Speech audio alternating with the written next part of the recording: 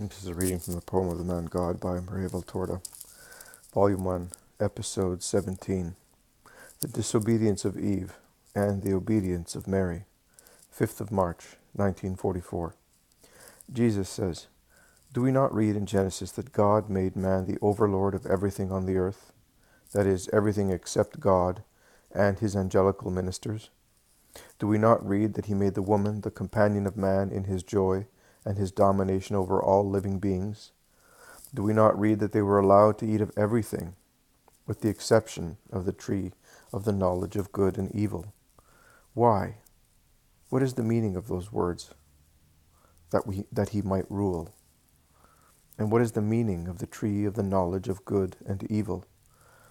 Have you ever asked these questions, you man, who ask so many useless ones, and never ask your soul about heavenly truths?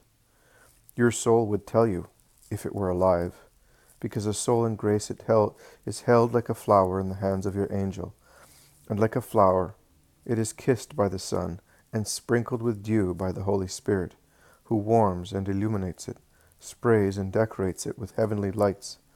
How many truths your soul would tell you, if you only knew how to converse with it. If you loved your soul that makes you like God, who is a spirit, as your soul is a spirit. What a great friend you would have if you loved your soul, instead of hating it to the extent of killing it. What a great and sublime friend with whom you could talk of celestial matters, since you men are so eager to talk, and you ruin one another with friendships which, if they are not unworthy ones, as sometimes they are almost always useless, and they turn into a vain and damaging tumult of worldly words. Did I not say, if anyone loves me, he will keep my word, and my Father will love him, and we shall come to him, and make our home with him? The soul in grace possesses love, and by possessing love, it possesses God, that is, the Father who preserves it, the Son who teaches it, the Spirit who illuminates it. It therefore possesses knowledge, science, wisdom, light. Consider, therefore, what sublime conversations your soul could hold with you. Such conversations filled the silence of prisons, the silence of cells, the silence of hermitages, the silence of the rooms of holy sick people. Such conversations were the consolation of prisoners awaiting martyrdom, of cloistered monks and nuns searching for the truth, of hermits longing for an advanced knowledge of God, of sick people in bearing, nay, in loving their crosses. If you knew how to question your soul, you would be told that the true, extensive meaning, as comprehensive as creation itself, of the words, that he might rule, is this, that man might dominate everything, that is, his three states, the lower state, the animal one, the middle state, the moral one, the superior state, the spiritual one. And all three of them are to be directed to one sole aim, to possess God, to possess him by deserving him, through a strict control which subdues all the powers of one's ego and conveys it to one only purpose, to deserve to possess God.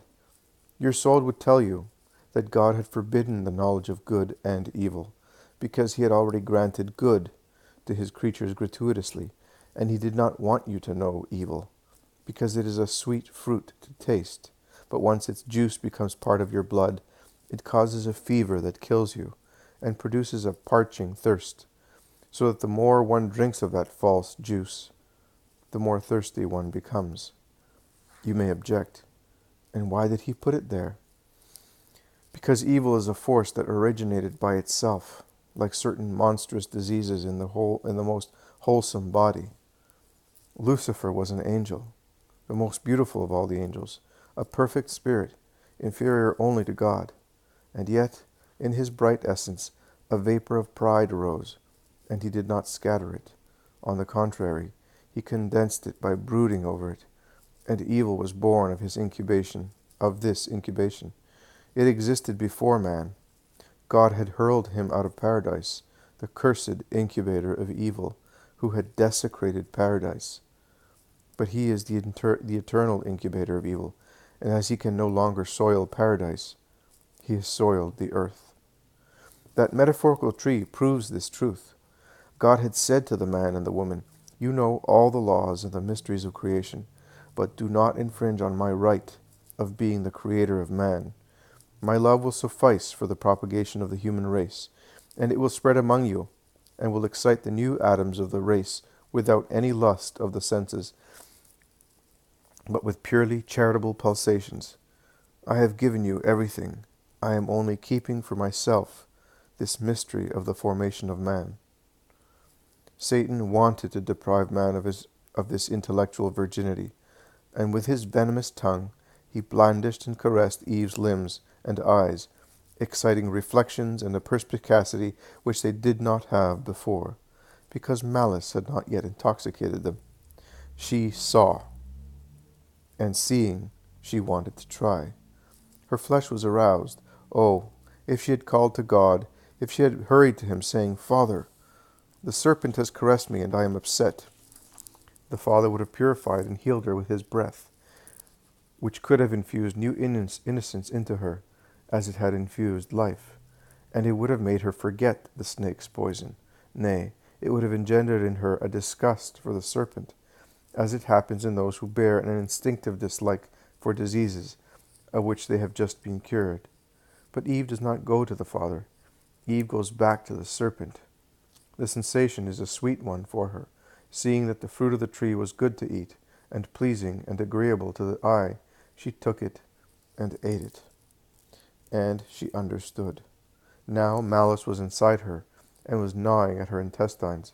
She saw with new eyes, and heard with new ears, the habits and voices of beasts, and she craved for them with insane greed. She began this sin by herself. She accomplished it with her companion. That is why a heavier sentence is laid on woman. Because of her, man has become rebellious towards God, and has become acquainted with lewdness and death. Because of her, he was no longer capable of dominating his three reigns: the reign of the Spirit, because he allowed the Spirit to disobey God; the moral reign, because he allowed passions to master him; the reign of the flesh, because he lowered it down to the instinctive level of beasts. "The serpent seduced me," says Eve. "The woman offered me the fruit, and I ate of it," says Adam. And the triple greed has ruled the three dominions since then. Only grace can relax the hold of this ruthless monster. And if grace is alive, nay, thoroughly alive, and kept more and more alive by the goodwill of a faithful Son, it will succeed in strangling the monster, and will no longer have anything to fear. It will not be afraid of internal tyrants, which are the flesh and the passions, neither will it be afraid of external tyrants. These are the world and the mighty ones on the earth. It will dread neither persecutions nor death. It is, as Paul the Apostle says, "I fear none of these things, neither do I care for my life more than I care for myself, provided I carry out the mission and the ministry the Lord Jesus gave me," and that was to bear witness to the good news of God's grace. 8th of March, 1944. Mary says, "I obeyed in my joy, because when I understood the mission to which God called me, I was full of joy. My heart opened like a closed lily, and it shed that blood which was to become the soil for the Lord's seed." The joy of being a mother. I had consecrated myself to God since my childhood, because the light of the Most High had shown me the cause of evil in the world, and as far as it was in my power, I wanted to remove from myself every trace of Satan. I did not know I was without stain. I could not think I was. That simple thought would have been presumption and pride, because since I was born of human parents, it was not right for me to think that I was the chosen one, to be the faultless one. The Spirit of God had informed me of the pain of the Father because of the corruption of Eve, who had lowered herself to the level of inferior creatures, whereas she was a creature of grace. It was my intention to soothe that pain by remaining unprofaned by human thoughts, wishes, and contacts, and thus restoring an angelical purity in my body. The palpitations of my heart were to be only for Him, and only for Him my whole being. But if there was no passion of the flesh in me, there was still the sacrifice of not being a mother. Also Eve had been granted by the Father Creator the gift of maternity. a maternity devoid of what now degrades it, the sweet and pure maternity without a sensual burden. I experienced it. Oh, how much did Eve divest herself by giving up such wealth, more than immortality. And do not think that I am exaggerating. My Jesus and I, his mother, with him, have experienced the languor of death. I, the sweet languor of a tired person who falls asleep. Jesus, the intense languor of who dies sentenced to death. So we also experienced death, but only I, the new Eve, experienced maternity without any kind of profanation, that I might tell the world how sweet was the destiny of woman, called to be a mother without any bodily pain. And the desire of such pure maternity was possible and actually existed in the Virgin, wholly devoted to God, because that maternity is the glory of woman. If you consider in what high esteem the Israelites held a mother, you will realize even more what sacrifice I had made when I consecrated myself to virginity. Now the eternal good Father granted me, his servant, this gift, without divesting me of the purity I had clothed myself in, to be a flower on his throne, and I rejoiced with double joy of being the mother of a man and the mother of God, the joy of being the woman by means of whom peace was re-established between heaven and earth. Oh, what a joy to have desired this peace for the sake of God and of men, and to know that it was coming to the world through me, the poor handmaid of the Almighty. What a joy to say, Men, do not cry any longer. I have in me the secret that will make you happy. I cannot tell you what it is, because it is sealed in me, in my heart, just as the sun is enclosed in my inviolate womb. But I am already bringing it to you, and the moment when you will see him and bear his holy name is getting nearer and nearer. The joy of having made God happy, the joy of the believer for his God made happy. Oh, the joy of removing from God's heart the bitterness of Eve's disobedience, pride, and disbelief. My Jesus explained the fault with which the first couple got stained. I redeemed that sin by going up the same stages as they descended. Disobedience was the beginning of the downfall. Do not eat and do not touch of that tree, said God. And man and woman did not respect that prohibition, although as kings of creation they were allowed to touch and eat of everything, except of that tree, because God wanted them to be inferior only to angels. The tree, the means to test their obedience. What does obedience to God's commands imply? It implies all possible good, because God commands nothing but good. What is disobedience? It is evil, because it brings about a rebellious mental state in which Satan can be active. Eve goes toward the tree, which, if avoided, would have caused her welfare, if approached, would cause her ruin. She goes there led by the childish curiosity of seeing what is special about it, and by a rashness that makes her consider God's command a useless one, since she is strong and pure. The Queen of Eden, where everything is subject to her, and nothing can hurt her. Her presumption is her ruin. Presumption is the yeast of pride.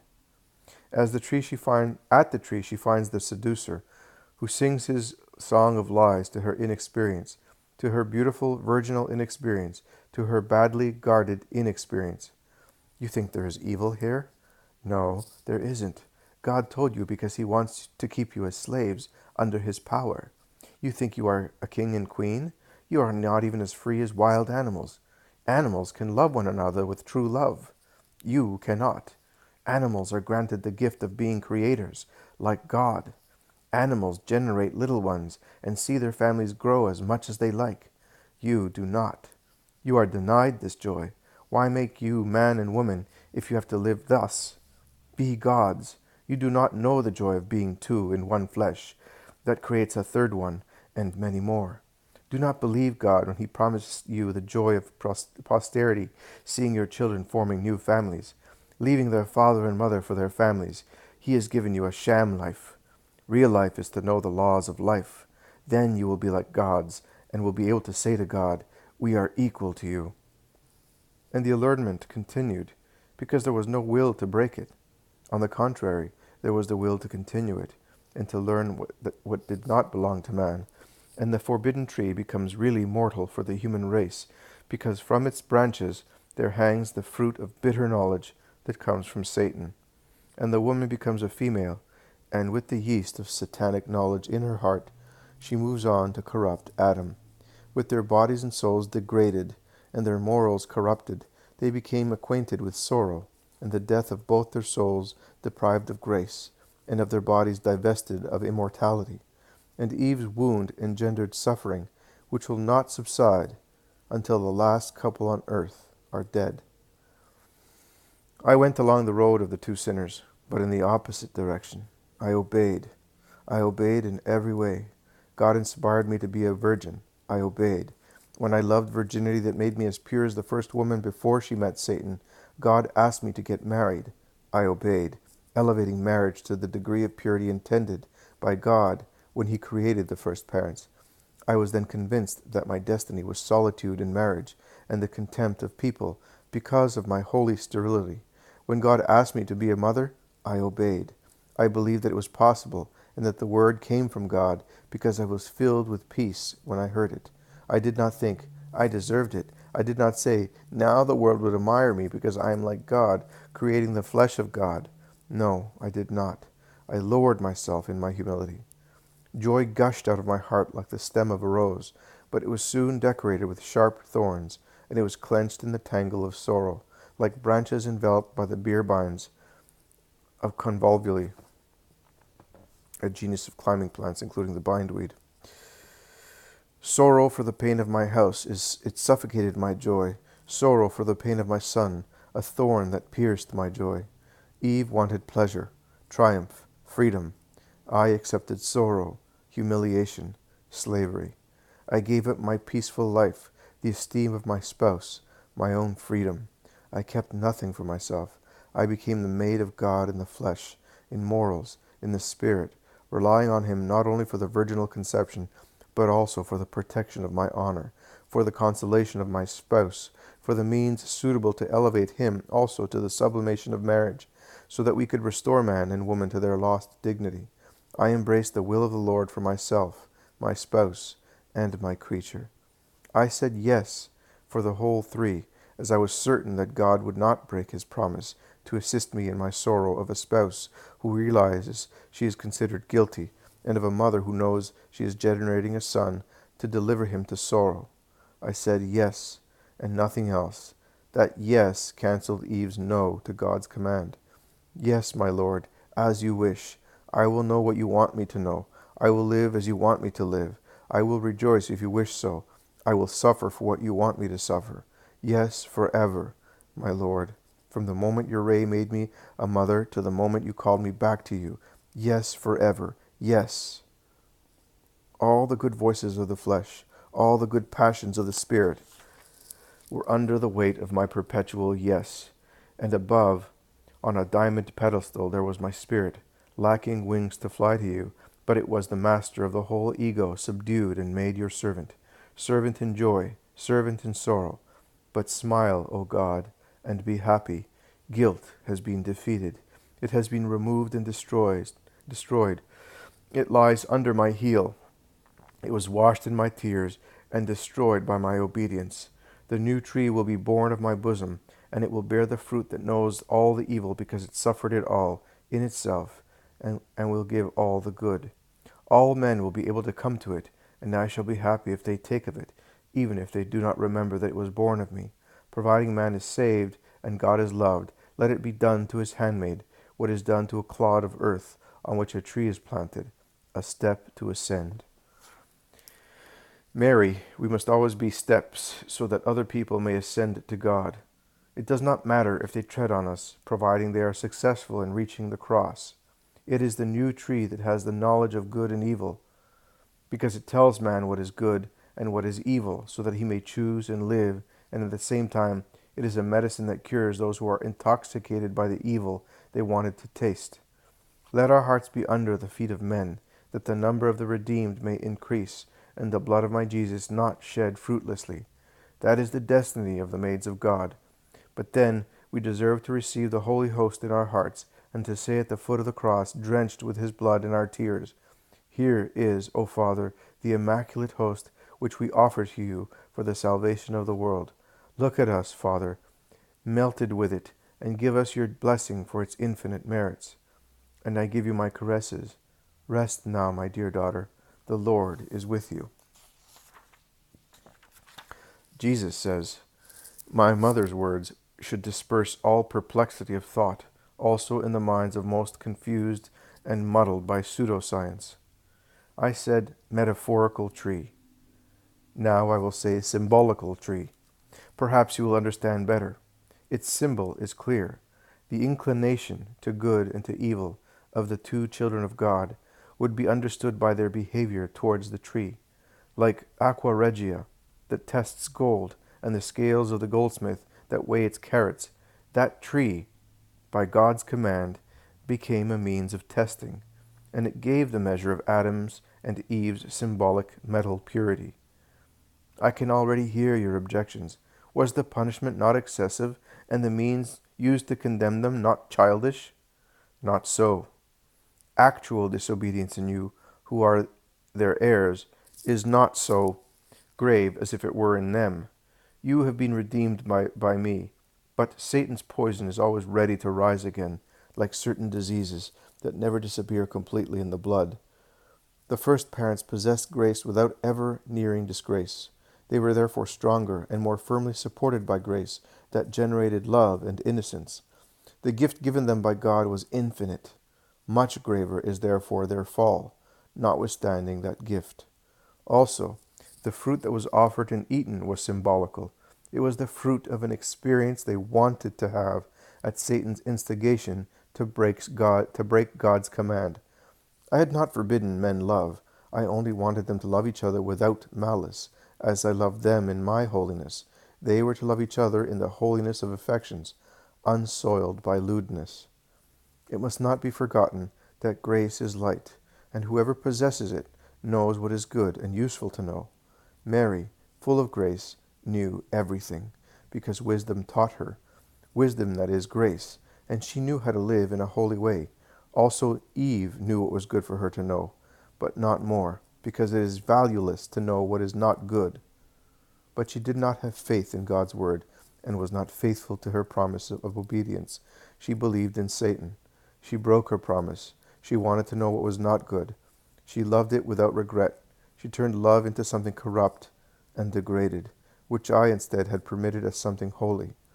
A sullied angel, she wallowed in mud and litter, where she could have run happily amongst the flowers of the earthly paradise, and she could have seen her offspring flourish around her like a plant that is covered with flowers, without bending its leaves into the mire. Do not be like the foolish children mentioned by me in the gospel. They heard other children sing, and they stopped their ears. They heard them play the pipes, and they did not dance. They heard them weep, and they wanted to laugh. Do not be narrow-minded. Do not be deniers. Accept the light without malice and stubbornness, without irony and disbelief. Enough said about that. To make you understand how grateful you must be to him who died to elevate you to heaven and to defeat Satan's concupiscence, I wanted to speak to you in this period of preparation for Easter of what was the first link of the chain by which the word of the Father was dragged to death, the divine lamb to the slaughterhouse. I wanted to speak to you about it because at present 90% of you are like Eve, intoxicated by Lucifer's breath and words, and you do not live to love one another, but to glut yourselves with sensuality. You do not live for heaven, but for filth. You are no longer creatures gifted with soul and reason, but dogs without soul and without reason. You have killed your souls and perverted your reason. I solemnly tell you that brutes surpass you in the honesty of their love.